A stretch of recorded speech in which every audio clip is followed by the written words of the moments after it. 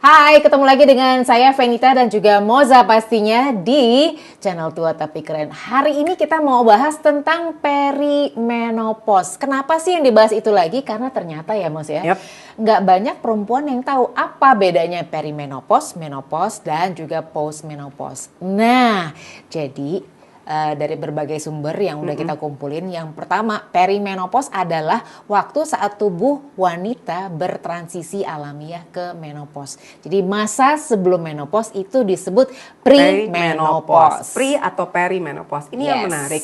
Dari obrolan kita, ternyata banyak banget yang nanya-nanya di komen, oh ternyata saya ini sekarang memasuki perimenopause ya. Oh, saya ternyata udah melewati perimenopause memasuki menopause.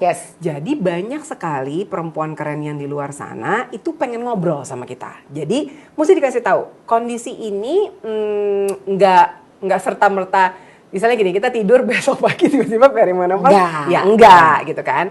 Jadi ada cukup panjang. Jadi kondisi ini menandai akhir dari tahun-tahun reproduksi.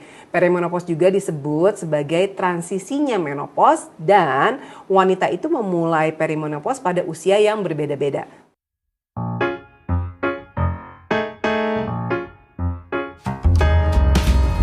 Sama Feni beda. Betul. Feni perimenopause di usia berapa, Fen? Lu bilang gue gitu? mulai berasa banget itu kayaknya 45-46. 45-46. Gue 46. Gue merasanya justru di 43-an.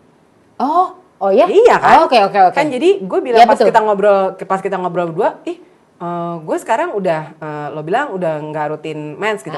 Lah aku juga, gue bilang gitu. Berarti kan gue lebih cepat gitu. Iya. Jadi gejalanya apa aja nih, Van? Mungkin kita harus share. Jadi kalau gejala utamanya premenopause itu yang pertama adalah siklus menstruasi tidak teratur. Jadi misalnya 2 bulan nggak mens, terus bulan berikutnya satu bulan bisa 2 kali mens nih.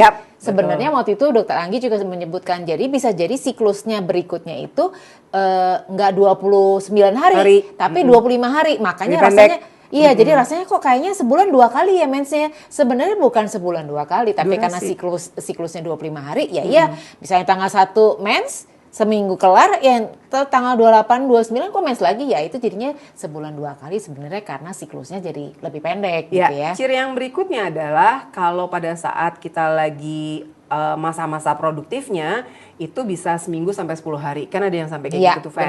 Ada yang memang gue cuman 5 hari nih gitu. Nah, memasuki masa perimenopause bahkan dia jadi berubah.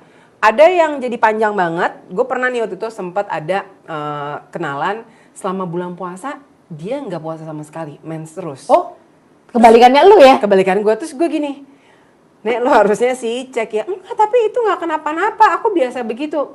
Itu mulai denial karena usianya jauh lebih tua daripada gue nih pada saat ini, udah 50 something gitu. Nah terus ada juga yang durasinya semakin pendek, itu yang gue alamin, Van. Yang biasanya gue 7 hari pas, sekarang 3 hari aja udah oke, which is I'm so glad. Karena juga nggak dapet tiap bulan gitu. Iya, jadi ada juga yang itu tadi ya. Jadi udah berapa bulan, 3 bulan gak mens, tiba-tiba lagi ngapain itu total mens gitu kan. Tapi mensnya juga bisa jadi begitu mens tuh nggak banyak gitu ya. Betul. Ya 2-3 hari udah kelar gitu ya. Nah, perimenopause itu umumnya berlangsung selama 4 sampai 10 tahun. Jadi kalau kayak gue nih sekarang 52 tahun. Jadi bisa jadi 10 tahun yang lalu sebenarnya tuh gue udah mulai. Tapi memang karena informasinya nggak terlalu banyak, terus jarang diomongin, jadi gue nggak tahu bahwa itu sebenarnya gue tuh udah masuk gejala premenopause gitu. Yang menarik sejak adanya channel Tua Tapi Keren ini, kan kita berteman usianya range-nya macam-macam, yang lebih tua banyak gitu kan, yang tadinya nggak pernah ngomong tuh ngomong, gue tuh sebenarnya berarti udah masuk menopause kali ya, peri kali, gue bilang gitu. Enggak, gue udah setahun lebih, dia bilang gitu. Ya berarti udah menopause gitu kan. Tapi dia lucu. Tapi ingat gak, Mos, waktu kita pergi liburan, gue pernah pergi liburan bareng, dia gini, lo ada pembalut gak? Nggak bawa gue sih udah pakai tampon. Enggak, soalnya gue udah lama enggak, jadi gue juga nggak bawa. Tiba-tiba karena liburan, karena excited, happy, desa mensana incorpore sano.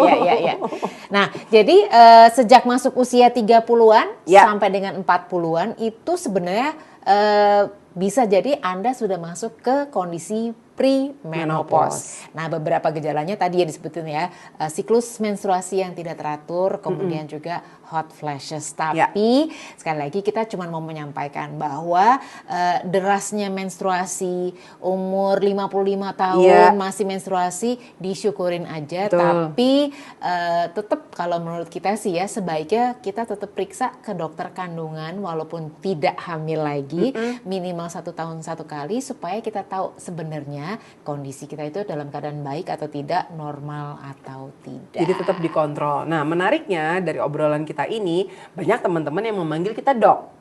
Betul sekali. Kita bukan dokter. Kita bukan dokter, tapi kita punya konten-konten yang kita ngobrol dengan dokter Anggi misalnya, perempuan yang juga ginekolog ya, itu banyak banget kasih masukan, tinggal dilihat aja. Nah, ini penting sekali buat para perempuan keren, kasih komen ke kita apa yang perlu kita bahas, dan kalau ada pertanyaan silahkan aja. Karena kita akan mencari jawabannya dengan tentu kita banyak baca, terus atau narasumber ya kan? Kita datengin. Dan mungkin juga ada perempuan-perempuan lain yang akan kita ajak ngobrol untuk sharing tentang pengalaman mereka, apa yang mereka rasakan pada saat melewati masa premenopause, menopause, bahkan sampai ke postmenopause. Jangan lupa tulis di kolom komen, like and subscribe, follow kita juga di TikTok dan Instagram. Bye!